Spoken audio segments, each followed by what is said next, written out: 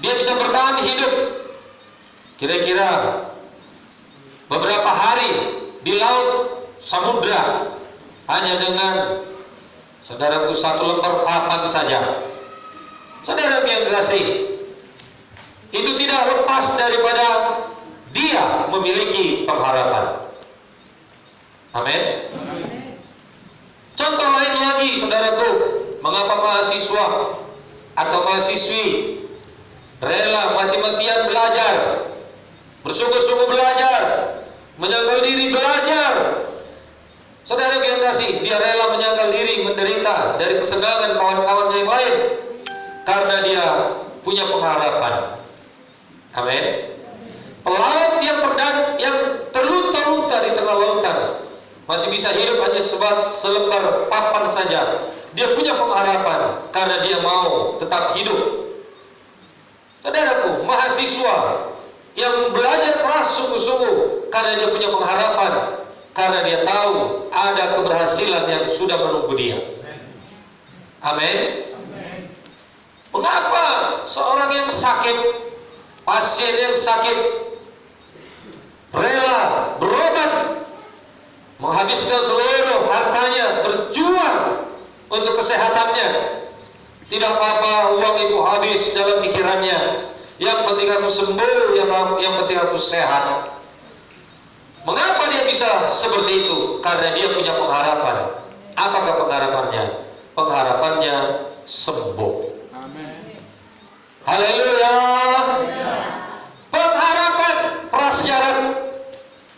prasyarat bagi kita untuk hidup. Prasyarat itu maksudnya sebelum kita menerima janji Tuhan itu, maka prasyaratnya adalah pengharapan. Kalau kita pernah dengar pranikah, berarti sebelum menikah harus ada yang dikerjakan, harus ada yang dilakukan. Ngerti maksudnya? Jadi kalau pengharapan ini prasyarat bagi kita untuk hidup, amin. Prasyarat bagi kita untuk menikah, prasyarat bagi kita untuk menang, prasyarat bagi kita untuk berganda. Haleluya. Saudara yang kasih, tanpa makan pelaut yang kapalnya karam itu bisa bertahan beberapa hari. Tanpa minum ia bisa bertahan beberapa jam. Namun tanpa harapan ia hanya bertahan beberapa menit saja. Betul saudaraku? Betul. Saudara yang terkasih, tanpa harapan ia hanya beberapa menit saja. Mengapa? Karena seseorang yang tanpa harapan dia akan putus asa. Bilang sama temannya, jangan putus asa. Jangan putus asa, Pak. Haleluya. Seorang yang putus asa, mungkin dia terdampar di tengah lautan. Orang yang putus asa, mungkin dia berkata, selembar papan ini saja yang kupegang untuk terapung di tengah lautan. Biar bagaimanapun aku pasti mati. Lalu dia berpikir dalam hatinya, sudahlah, ku lepaskan saja papan ini, mati mau. Itu tidak punya harapan. Haleluya. Haleluya. Saudara yang kasih, yang bisa membuat bertahan hidup semua kita yang ada di tempat ini adalah pengharapan. Bilang sama temannya, kita bisa bertahan hidup karena kita punya pengharapan. Amin. Nah, jadi saudaraku, semua kita sebagai anak-anak Tuhan, kita harus memiliki prasyarat untuk hidup. Apakah prasyarat untuk hidup itu? Pengharapan. Haleluya. Saudara yang kasih, burung memerlukan udara untuk terbang, ikan memerlukan air untuk berenang, pohon memerlukan tanah untuk berakar. Manusia memerlukan pengharapan untuk hidup. Amin. Bilang sama temannya, kita harus punya pengharapan supaya kita hidup. Amin. Tanpa pengharapan kita tidak bisa bertahan hidup. Dan pengharapan ini tidak selama-lamanya langgeng. Saudara yang kasih, sepanjang kita berharap, maka itu harapan terus bekerja. Pengharapan itu bisa berubah menjadi tidak punya harapan. Mengerti maksudnya? Seorang yang punya harapan bisa berubah, bisa saja berubah sehingga dia tidak punya pengharapan. Saudara yang kasih, tidak punya pengharapan. Jadi tidak selama-lamanya harapan itu ada pada kita. Tergantung bagaimana kita mempertahankan harapan kita itu. Haleluya. Bilang sama temannya, tetaplah kita berharap kepada Tuhan Yesus. Saudara yang kasih, ini seperti dua sisi koin. Yang satu, saudara yang kasih, lambang burung Garuda, dan yang lain mungkin gambar pahlawan. Amin. Jadi saudara yang kasih, kedua-duanya itu ya seperti pengharapan di dalam hidup kita. Mana yang mau kita pilih? Ada dua sisi yang harus diperhadapkan kepada kita. Tergantung kita mana yang mau kita pilih. Haleluya. Nah, jadi saudara yang kasih, prasyarat ini, harapan ini adalah satu perkara yang membuat kita optimis. Mengerti optimis? Berbeda dengan orang yang tidak punya pengharapan. Saudaraku, orang yang punya pengharapan selalu optimis. Saudara yang kasih.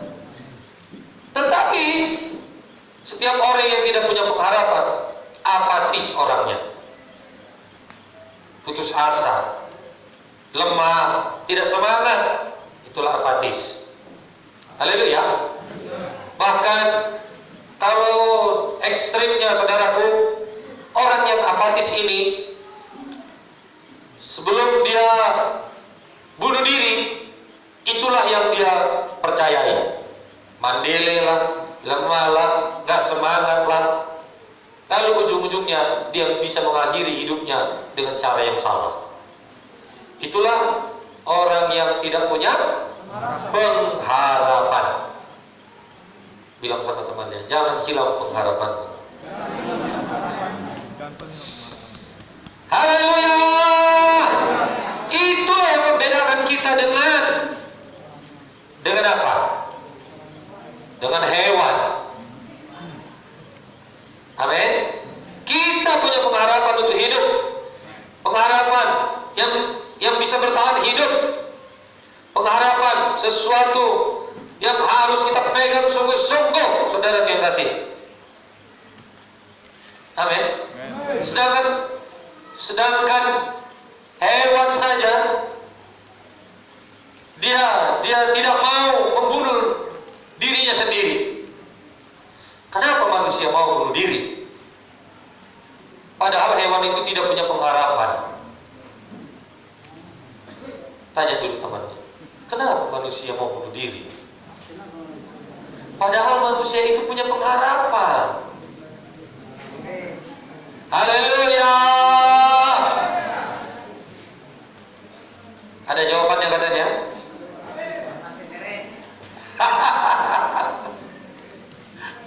Hewan juga bisa stres ya.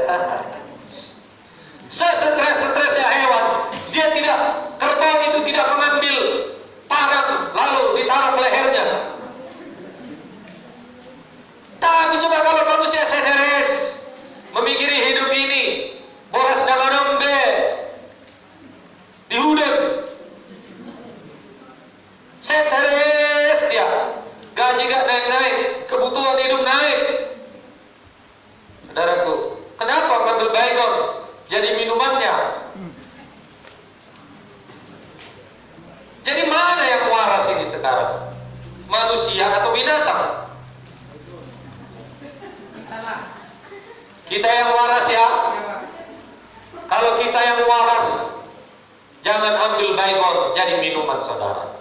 Ambil cappuccino. Masih ada pengharapan di dalam Yesus. Haleluya. Kan tidak ada kerbau datang ke rel kereta api itu, lalu dia tidur di rel kereta api itu.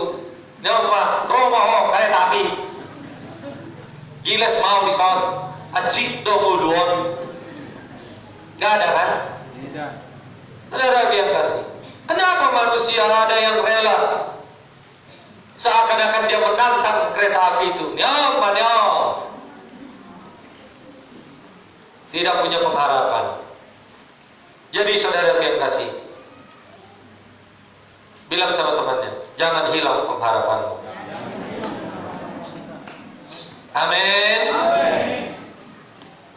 Tidak ada kera yang bunuh diri kan? Ada. Diambil tali, suramnya hidupku ini. Sudahlah, gak ada lagi yang bisa dimakan, pisang pun sudah habis. Sudah digarap semua sama orang Bangun Sari.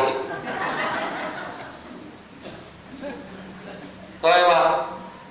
Kan gak ada kera yang bunuh diri. Tapi kenapa ada orang yang gantung diri? Saudara yang kasih. Saudara yang kasih. Itu semuanya karena dia tidak punya pengharapan. Amin. Haleluya. Modal utama hidup kita adalah pengharapan. Kita berpengharapan selama kita hidup, dan kita hidup selama kita punya pengharapan. Kita punya pengharapan selama hidup, dan kita hidup karena kita punya pengharapan. Mengapa pengharapan ini begitu penting? 1 Petrus 1 ayat 3. 1 Petrus 1 ayat 3 tertulis bahwa Allah telah melahirkan kita kembali oleh kebangkitan Yesus Kristus dari antara orang mati kepada satu hidup yang penuh pengharapan. Jadi karena pengharapan berbeda dengan sekedar dambaan. Pengharapan bukan hanya tertuju kepada satu perkara di depan, tapi melalui ayat ini kita harus melihat ke belakang dulu. Yesus disalib, bahwasanya itu adalah satu pengharapan yang luar biasa bagi kita, satu janji Tuhan bagi kita, satu perkara yang tidak bisa dilupakan, di mana Yesus disalib supaya kita menerima hidup. Amin. Itu pengharapan yang jangan pernah kita lupakan. Kalau kita ingat itu, maka teguhlah iman kita. Tidak akan pernah kita lemah di dalam pengharapan kita. Haleluya. Karena penyaliban Yesus itu adalah klimaks, saudaraku. Kebangkitannya, saudara yang kasih. Dan dia juga berkata akan datang kembali. Itu satu pengharapan sebagai orang Kristen, di mana kita tidak perlu lemah, tidak perlu mundur sebagai orang-orang yang percaya kepada Yesus. Haleluya. Nah, jadi saudara yang kasih, biarlah karya Tuhan itu kita ingat selalu. Bilang sama temannya, ingatlah karya Tuhan Yesus yang sudah menebus kita di kayu salib. 1 Tesalonika 1 ayat 3. Sebab kami selalu mengingat pekerjaan imanmu, usaha kasihmu, dan ketekunan pengharapanmu kepada Tuhan kita Yesus Kristus di hadapan Allah dan Bapa kita. Pengharapan ini yang membuat kita bertahan ketika kita ditimpa penyakit. Amin. Pengharapan ini, saudaraku, yang membuat kita bertahan ketika kita ditimpa musibah, kesulitan, ketidakpastian. Pengharapan modal dasar bagi kita, saudara yang kasih, untuk bertahan. Amin. Haleluya. Saudara yang kasih, tanpa mental kita, mental yang tidak punya pengharapan, maka kita akan ambruk. Sebenarnya manusia binasa bukan karena dosa. Manusia, saudaraku, terpuruk bukan karena dosa. Manusia sengsara sebenarnya bukan karena dosa, tapi karena tidak punya pengharapan. Tidak yakin dia hidup di dalam Tuhan ini. Tidak yakin dia bisa bangkit menjadi orang yang penuh dengan kemenangan, penuh dengan peningkatan. Tidak yakin dia. Tidak yakin dia tahun ini bisa dapat jodoh. Tidak yakin dia. Itu tidak punya pengharapan. Haleluya. Gak yakin dia yang ngontrak rumahnya, gak yakin dia punya rumah sendiri, yang tidak punya keturunan, gak yakin dia, gak yakin dia punya anak. Saudara yang kasih, gak yakin dia, gak yakin dia ada surga, sehingga dia gak mau bertobat. Amin. Amin. Jadi saudaraku, manusia sebenarnya hidup sengsara bukan karena dosa, tapi karena tidak punya pengharapan. Gak yakin dia, bimbang dia, khawatir dia, hidup dalam ketidakpastian. Padahal Tuhan Yesus sudah memberikan kepastian. Amin saudaraku. Haleluya. Haleluya. Nah, jadi saudara yang kasih, dimulai dari kita, biarlah saudara yang kasih, kita punya pengharapan, maka kita mampu menjalani hidup kita di dunia ini. Apapun yang kita alami, kita bisa menjalaninya dengan keteguhan, dengan mental yang luar biasa. Haleluya. Nah, jadi saudaraku, jangan pernah lemah. Amin. Nah, saudara yang kasih, akan tetapi pengharapan tidak selalu menyenangkan. Kalau kita berkata dasarnya adalah pengharapan, syarat prasyaratnya adalah pengharapan yang membuat kita bangkit dari kesulitan kita, keterpurukan kita, maka kita menjalaninya mungkin memang tidak enak, tapi mari jalani saja. Haleluya saudaraku. Mengapa orang yang sakit dioperasi mau dioperasi? Karena dia yakin dengan operasi itu dia sembuh. Amin. Amin. Tetapi saudara yang kasih, setelah dia dioperasi, dalam menjalani kesembuhannya, dia mungkin merasa nyeri berminggu-minggu akibat daripada operasi itu. Itu adalah ikutan daripada kita menjalani pengharapan. Amin. Amin. Saudara yang kasih, kalau dulu kita punya cerita, dulu aku sengsara, dulu aku miskin, dulu aku kurus kering, dulu aku sakit-sakitan dan lain sebagainya. Tapi sekarang aku sudah diberkati Tuhan. Itu karena dulu kita punya pengharapan. Amin. Saudara yang kasih, coba kalau dulu kita tidak punya pengharapan, mungkin kita tidak seperti saat ini. Nah, jadi saudara yang kasih, dalam menjalani kehidupan kita, memang pengharapan itu perlu, tetapi pengharapan itu juga memang diikuti dengan kesakitan, penyangkalan diri, kesulitan. Tapi yakinlah, jalani terus. Amin. Nah, jadi saudara yang kasih, itulah teologi pengharapan di dalam diri kita. Memang ada harapan, tapi menjalaninya seperti jalan yang sempit. Itu memang sudah difirmankan Tuhan. Amin. Lebarlah jalan menuju kebinasaan, sempitlah jalan menuju kehidupan. Amin saudaraku. Sekalipun itu sulit, sekalipun itu sempit, sekalipun itu harus menyangkal diri, sekalipun itu harus berkorban, menderita dan lain sebagainya, jalanilah pengharapan itu, karena harapan itu tidak akan pernah hilang. Haleluya. 2 Korintus 4 ayat 17 sampai dengan 18 mencatat, sebab penderitaan ringan yang sekarang ini mengerjakan bagi kami kemuliaan kekal yang melebihi segala-galanya, jauh lebih besar dari penderitaan kami, sebab kami tidak memperhatikan apa yang kelihatan, melainkan yang tidak kelihatan. Haleluya. Saudara yang kasih, yang kelihatan sementara, yang tidak kelihatan itu kekal. Mana yang mau kita pilih? Tapi mengapa gerangan banyak orang memilih apa yang kelihatan ini? Saudara yang terkasih, marilah kita merenungkan bahwasanya apa yang tidak kelihatan itu, itulah yang kekal. Sorga itu kekal. Yang kita lihat di dunia ini sementara, dan yang sementara ini akan hilang lenyap.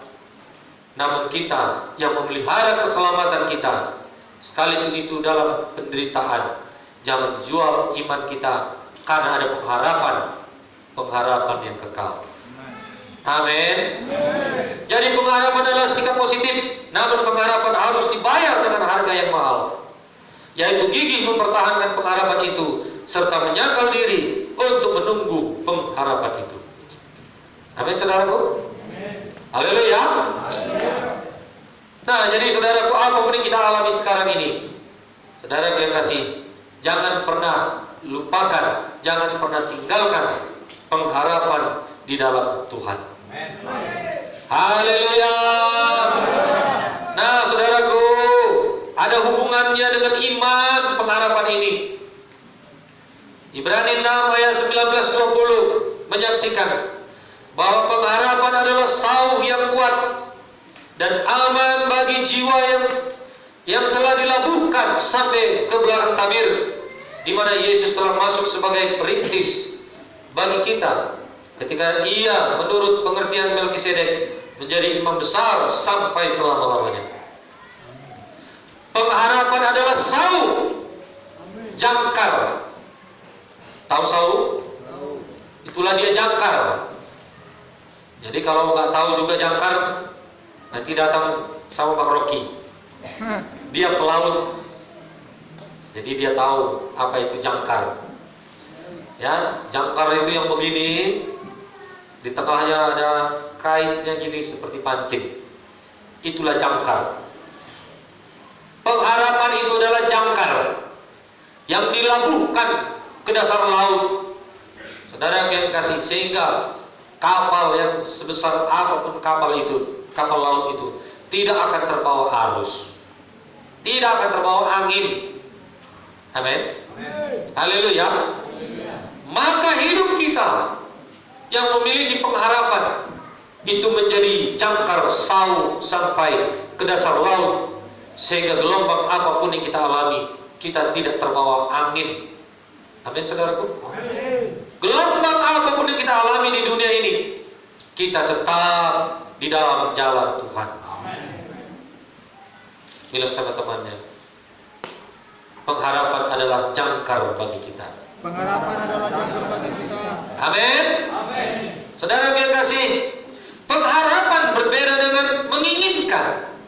Menginginkan adalah sikap dan cara hidup yang berharap karena keinginan kita. Apa yang kita pikirkan, itulah dia keinginan. Jadi hati-hati, ya. Pengharapan hampir mirip dengan keinginan, tetapi keinginan itu bukan pengharapan. Amin, saudaraku. Haleluya. Mengapa? Karena itu dari diri kita sendiri. Jadi pengharapan bukan dari diri kita sendiri. Saudara yang kasih, tetapi pengharapan adalah sikap cara hidup yang mengandalkan Tuhan dan kehendaknya. Amin. Saya ulangi, Iman kita, di dalam pengharapan iman kita, berbeda dengan saudara keinginan. Jadi kalau kita ingin kaya, mungkin itu harapan kita. Tapi coba lihat, adakah itu seturut firman? Adakah itu seturut kehendak Tuhan? Amin. Kalau itu dari keinginan diri kita, itu bukan pengharapan. Jadi yang jomblo-jomblo pengen pasangan hidupnya, dia berkata sama Tuhan, Tuhan, aku berdoa, aku gak suka sama orang Batak. Jelek-jelek semua orang Batak. Aku mau gadis India. Allah. Yang perempuan begitu. Tuhan, dah mau lo Batak pasangan hidup. Aku mau orang India. Sama-sama orang dia, semua pilih India. Yang perempuan pilih India, yang laki-laki pilih India. Punahlah nanti orang Batak ini. Haleluya. Itu mungkin pengharapan saudara yang jomblo, tetapi belum tentu itu pengharapan, melainkan keinginan. Gak mau aku Tuhan, orang Batak ini hidupnya besar-besar. Mana nanti anakku? Tuhan, mukanya petak-petak semua. Transformer. Segi empat, bujur sangkar dan lain sebagainya. Transformer. Tuhan, aku gak mau. Lebih baik orang dia, Tuhan. Orang dia cantik-cantik. Cuci. Amin Pak Lase. Iya. Saudara yang kasih, mungkin itu keinginan, bukan pengharapan. Mungkin juga dari daging, kata Pak Nenggolan. Wih. Sudah bertumbuh Pak Nenggolan. Sudah jadi jubir juga dia. Protokol. Mungkin setiap sel grup nanti, percayakan aja dia bawa pujian. Haleluya. Jadi jangan sampai terjebak kepada keinginan, amin.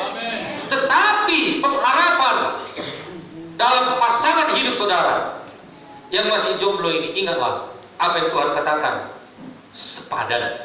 Yes. Apa itu sepadan? Masuklah ke pemuritan dasar. Di sana akan diajari oleh Ibu Gembala bagaimana itu sepadan. Haleluya. Nah, jadi jangan sampai terjebak kepada keinginan. Pengharapan bertumbuh di dalam iman dan diwujudkan dengan cara mencari Tuhan lebih dahulu. Jadi kalau tidak mencari Tuhan lebih dulu, mungkin itu bukan pengharapan, tapi keinginan. Amin. Haleluya. Saudara yang kasih,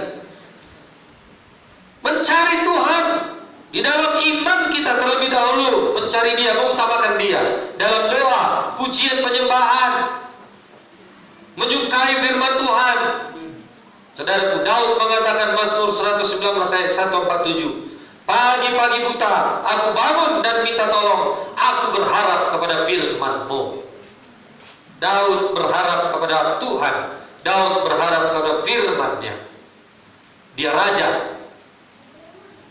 dia bisa saja punya hak veto apa saja keputusannya itu menjadi hukum, tapi dia berkata, aku berharap kepada Tuhan. Haleluya. Berdoa pagi hari memuji Tuhan, membaca firman Tuhan. Matius 6 ayat 33 mengatakan, carilah dahulu kerajaan Allah dan kebenarannya, maka segalanya akan ditambahkan. Itulah bentuk daripada seseorang yang memiliki pengharapan. Cari kerajaan Allah dan kebenarannya. Itu dulu nomor satu. Amin saudaraku. Mau jadi kaya, tentu itu harapan kita.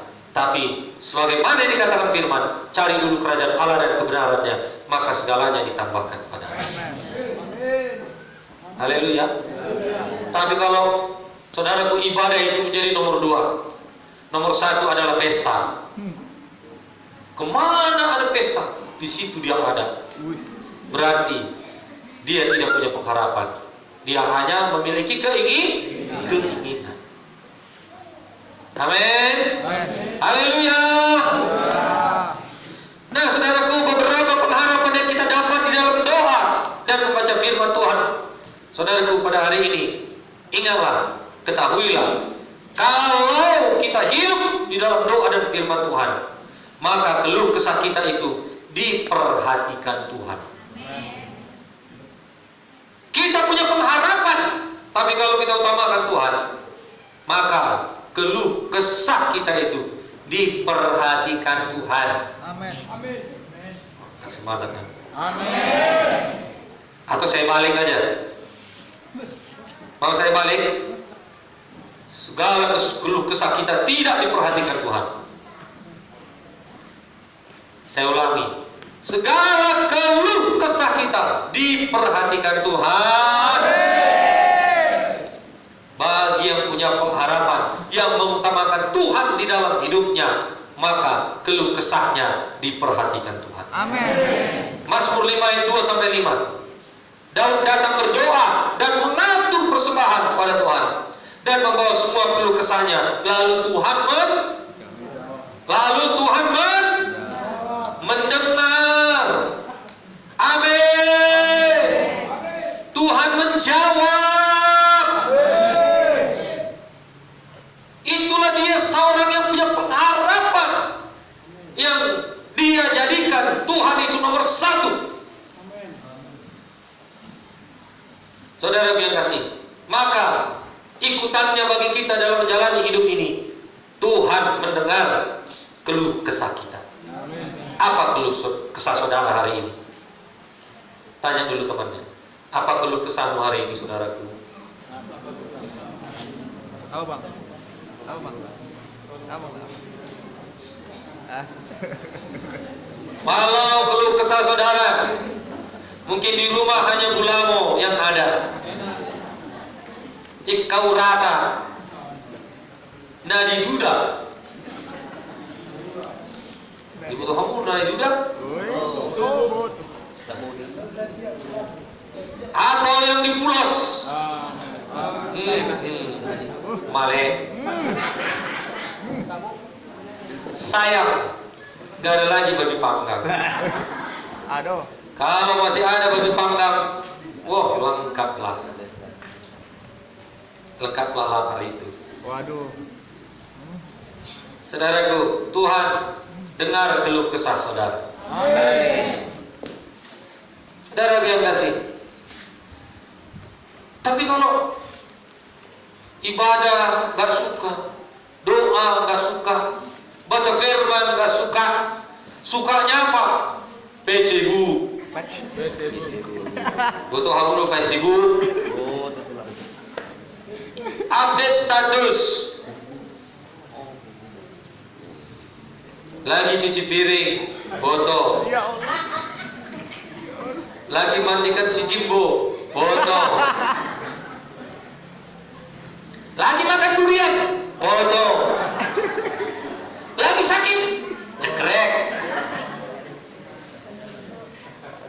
Bukannya berdoa, bukannya baca firman, bukannya bersekutu sama Tuhan. Saudaraku, sudah jadi pasangan hidupnya lah handphone. Pasangan itu. Ayo ngaku aja lah. Siapa yang terlibat di sini? Tanya dulu temannya. Atau nggak usah tanya, bilang jangan handphone itu jadi pasangan hidupnya. Jangan handphone itu menjadi pasangan hidupmu. Haleluya. Haleluya. Saudaraku, anak gak dimandikan, angka 11 turun naik, update status mamanya. Suami datang, nasi belum ada masak, ya. Mana nasi? Masak sendiri. Lupa. Kalau jauh katanya, lu jangan update status. Masih mending jualan. Ini enggak. yang nggak berguna semua di dalam. Saudara yang kasih, mari orang yang punya pengharapan, saudara yang kasih, hidupnya mengutamakan Tuhan. Kemudian apalagi saudara, beberapa pengharapan yang kita dapat dalam menjalani hidup kita sebagai orang yang punya pengharapan yang mengutamakan Tuhan. Kebutuhan kita sehari-hari dicukupkan. Amin. Matius 6 ayat 25 sampai 34 itu mengatakan, Tuhan sendiri yang berjanji kepada kita anak-anaknya yang tidak khawatir. Amin, saudaraku. Yang berharap dalam mencari kerajaannya terlebih dahulu, maka dipelihara Tuhan. Di Alkitab, seorang janda dalam kelaparan, 3,5 tahun kelaparan, saudaraku, datang Nabi Elia, bikin dulu roti untukku. Gak ada lagi roti, Tuhan. Aku ini hamba Tuhan, kata Elia. Ya, jadi kalau hamba Tuhan suka-suka meminta. Tapi janda ini berkata, gak ada Tuhan, gak ada lagi. Tinggal sedikit ini minyak dalam guli-guli, sedikit tepung dalam tempayan. Aku akan olah untuk sekali makan saja. Habis itu gak ada lagi. Aku hamba Tuhan, bikin dulu kepadaku. Hebat juga Elia ini. Jadi kalau saya ngomong gitu, kira-kira saudara nangkap gak ya? Hai saudaraku, beri dulu mobilmu sama aku. Nggak ada yang mau, yakinlah pasti. Betul? Ya. Itu contoh, bukan berarti saya mau minta mobil saudara. Begitulah kira-kira pada zaman itu janda ini menghadapi persoalannya. Gak ada lagi, habis sudah. Ini firman Tuhan, kata Nabi, kasih dulu sama aku, maka minyak dalam guli-guli tidak habis, tepung dalam tempayan tidak habis-habis. Lalu logikanya gini, ku makan mati juga aku nanti, lebih baik aku kasih sama dia. Siapa tahu dia betul hamba Tuhan. Amin. Amin. Dia kerjakan, dia olah, dia kasih sama Nabi Elia. Saudara yang kasih, Tuhan pelihara. Maka tepungnya, buat tepung, ompus-ompuskah, apa namanya lagi? Lapet kah? Dia buat. Habis. Ada lagi. Tiba-tiba ada lagi. Dituang seperti dari ceret, gak habis-habis. Mengalir terus. Tidak habis-habis berkat itu. Tuhan pelihara. Amin. Bahkan orang lain pun mungkin dapat berkat daripadanya. Itu karena mengutamakan Tuhan. Benar apa yang dikatakannya. Minyak itu, roti itu, tepung itu tidak habis-habis. 3,5 tahun lamanya. Kelaparan itu mereka hidup. Amin. Amin. Haleluya. Jadi kita yang punya pengharapan, kita yang punya pengharapan di dalam Tuhan, saudara yang kasih, maka kita mengutamakan Tuhan, berkatnya kebutuhan kita sehari-hari dicukupkan. Mungkin tidak berkelimpahan, tapi cukup. Ceret Tuhan, dah cukup. Nggak mesti ada yang drum. Amin. Dia nggak ambil drum. Ambil drum kalian semua. Ini lagi mancur ini. Ayo. Dia minyak. Maka jerigen dari Pak Laban datang, jerigen dari Pak Ketrin datang,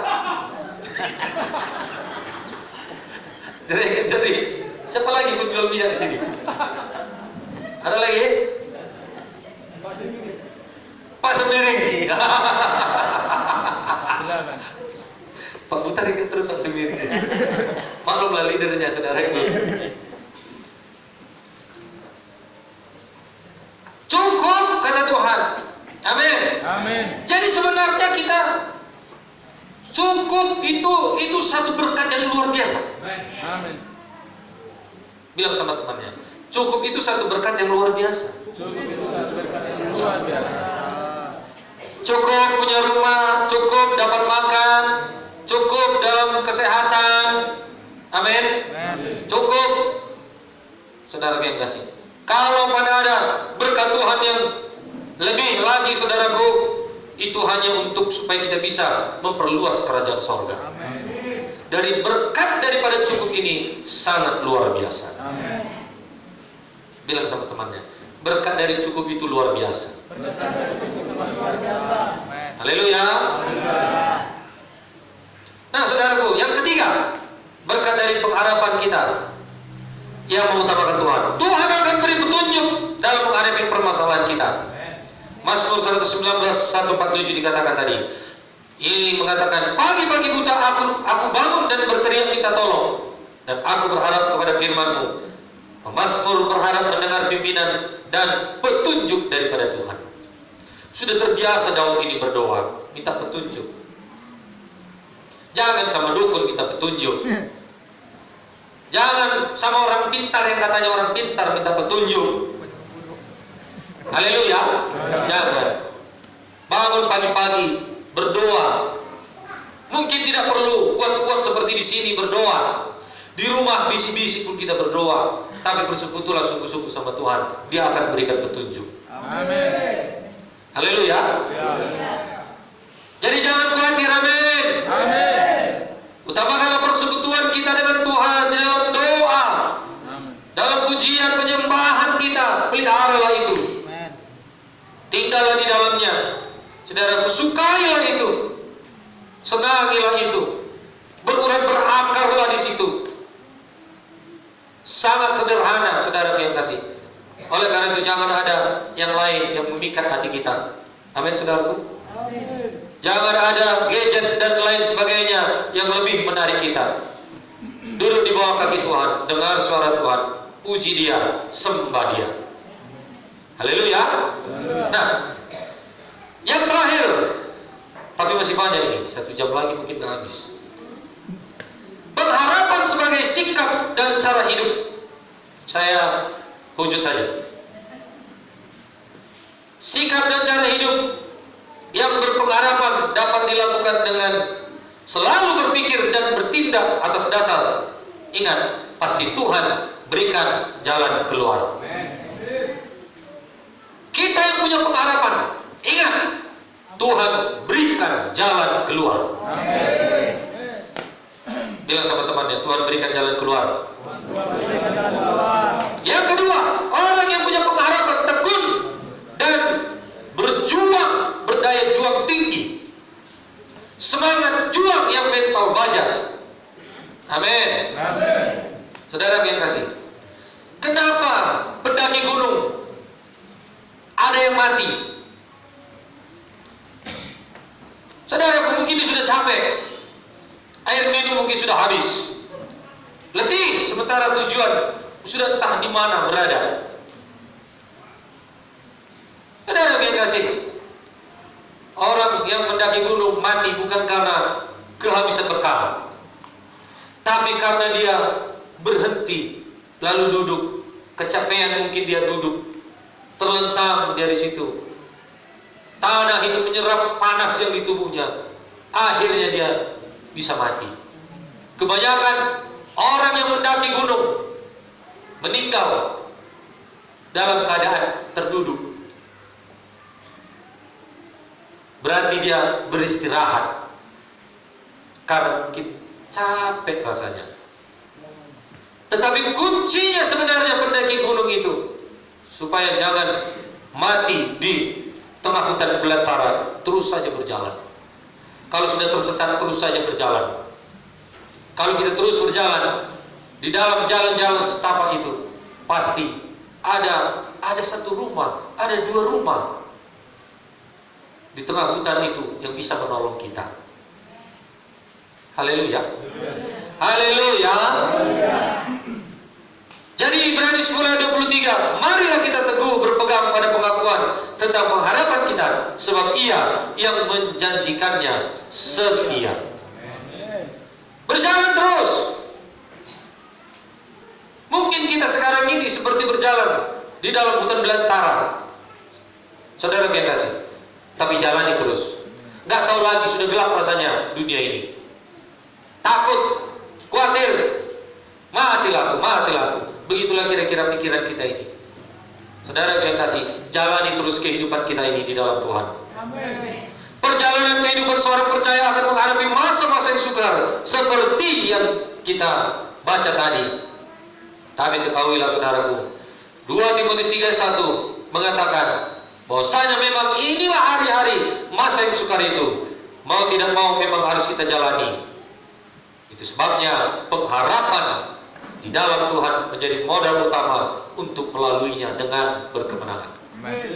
Haleluya. Mungkin saudara kesulitan finansial, mungkin kesulitan dalam keluarga, mungkin persoalan berumah tangga dan lain sebagainya. Terus saja berjalan di dalam Tuhan, terus berdoa, terus percaya kepada Yesus. Haleluya saudaraku. Kemudian sanggup menghadapi segala tantangan hidup ini. Itulah orang yang terus berjalan dalam pengharapan di dalam Tuhan. Ada kesanggupan. Amin. Roh Kudus dikatakan menghidupkan tubuh-tubuh yang fana. Roh Kudus, saudaraku, yang memberikan kekuatan. Roh Kudus yang ada di samping kita selalu memberikan pertolongan. Haleluya. Yang keempat, berkatnya berserah kepada kehendak Tuhan. Filipi 4:13 menyaksikan bahwa segala perkara dapat kutanggung di dalam Dia yang memberi kekuatan kepadaku. Amin, saudaraku. Berserahlah kepada Tuhan. Jangan berserah kepada setan. Contoh sikap dan pengharapan secara alkitabiah. Saudara yang kasih, yang punya pengharapan, di mana ada 5 orang wanita bijak dan 5 orang wanita bodoh. Janganlah jadi 5 orang wanita bodoh, jadilah 5 orang yang wanita bijak yang menyediakan minyak dalam kedatangan Tuhan. Amin. Haleluya. Matius 5:3-12 mengatakan, merupakan pengharapan kita sebagai orang Kristen bahwa orang yang berbahagia adalah orang yang berjuang mencapai, saudara yang kasih, kebenaran Allah. Jadi berjuanglah. Jangan kita hilang pengharapan. Tetaplah berjuang. Bilang sama temannya, tetap berjuang saudara. Tetap berjuang, Pak. Nah, saudara yang kasih, yang terakhir kedua, bertekun dalam pengharapan. Amin. Bertekun, haleluya. Dalam ketekunan ini, saudaraku, kita bersuka cita. Kita bisa bersuka cita karena dalam setiap masalah dan tantangan selalu ada pengharapan. Yang kedua, sabar dalam kesesakan. Sabar. Jadi jangan marah-marah. Amin. Sabar. Saudara yang kasih, satu perkara dalam hidup kita ini, mungkin banyak yang tidak sabar. Tapi marilah kita belajar Roh Kudus ini, kesabaran. Amin. Kemudian apa? Bertekun di dalam doa. Karena Matius 7:7 mengatakan, minta maka diberikan kepadamu, cari maka kamu mendapat, ketuk maka pintu dibukakan bagimu. Itu merupakan poin-poin di mana kita harus berjuang. Jangan berdiam diri. Amin, saudaraku. Jadi berdoalah dengan tekun. Amin. Yang terakhir, benar-benar terakhir ini, terakhir ketiga. Jadi hidup dalam pengharapan, hidup yang berdasarkan diri pada anugerah keselamatan. Mendasarkan diri pada anugerah keselamatan. Itu yang punya pengharapan. Amin. Kemudian apa? Mengakui bahwa Tuhan adalah penguasa hidup dan kehidupan. Itu yang punya pengharapan. Jadi jangan kepada dukun, kuasa gelap orang pintar namanya dan lain sebagainya. Akuilah Tuhan penguasa kehidupan. Amin. Mengakui bahwa Tuhan bukan pencipta kejahatan. Gak ada aminnya. Jadi jangan katakan memang ini dari Tuhan ini. Kecelakaan ini dari Tuhan ini. Enggak, bukan dari Tuhan. Haleluya. Dia tidak memberi kesusahan. Percayai itu orang yang punya pengharapan.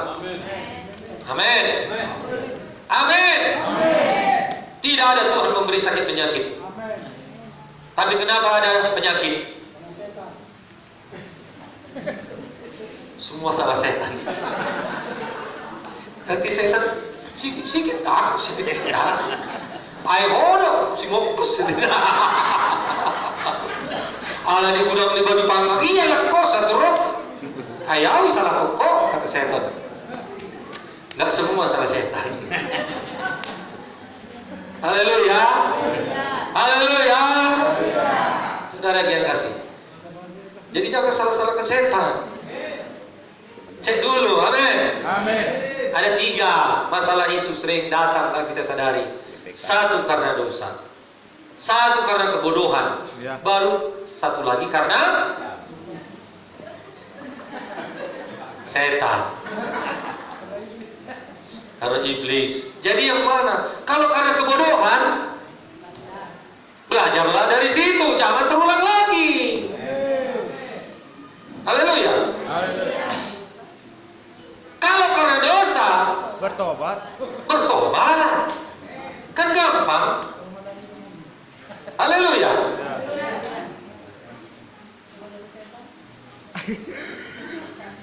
Kalau dari setan, usir. Setannya. Kan gampang. Gak ada itu biku ganjam biku atu. Gak ada. Usir saja dalam nama Yesus. Haleluya. Gak ada itu serangan balik. Gak ada itu santet. Gak ada itu. Kalau itu katanya guna-guna, usir dalam nama Yesus. Amin. Kuasa yang ada pada kita lebih besar. Yes, amen. Haleluya. Nah, ini terakhir keempat. Haleluya. Renungan hari ini. Tetapi umat Tuhan yang mengenal Allahnya akan tetap kuat dan bertindak. Pokok doa bagi kita, marilah kita melakukannya dengan mata yang tertuju kepada Yesus yang memimpin kita dalam iman dan membawa iman kita itu kepada kesempurnaan. Inilah doa kita.